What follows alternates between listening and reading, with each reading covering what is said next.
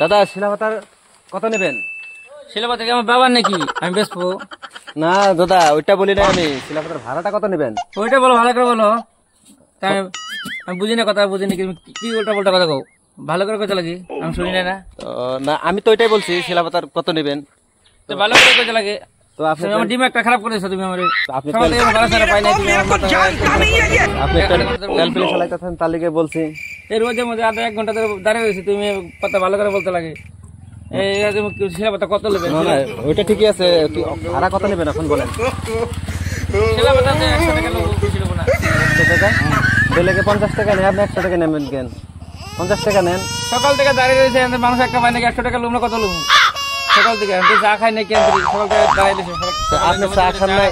চা খাই নাকি এখানে দাঁড়িয়ে রয়েছে রোদের মধ্যে? আপনি 100 টাকা যদি না পাই কেমনে হবো? চা খান না? আপনি চা খাওয়াই তুমি ভাড়াটা নেবেন না, হবে? চা খাই আমার কি ঘরের পরিবার কেমন চলবো? চা খাই আমি খাবো, আমার পরিবারে কেমন চা খাবো? আপনি তো বলতেছেন চা খান না, আমি চা খাওয়াই দেবো আপনাকে শিলাপাতার যায়। হ্যাঁ ভাড়াটা না নিলেও হবে? হবে না না না হবে না, আমার 100 টাকা লাগবো। তোমার ইচ্ছা হলে উঠবে, না হলে আমার টমেটো উঠবো না। তুমি ব্ল্যাক টমটম দেখতে পারো না, যদি আমি চালাই নিয়ে যাই? না না আপনি বাসায় পিছনে বসে থাকবেন? না, এটা হয় না। তো কত নেবেন তাহলে?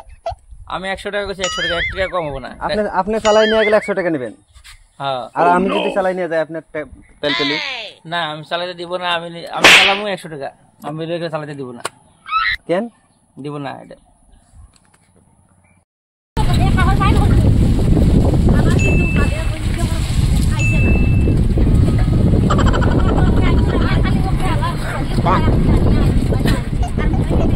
অবশেষে 50 টাকা দিয়ে আমরা 5 জন মানুষ চলে আসছি।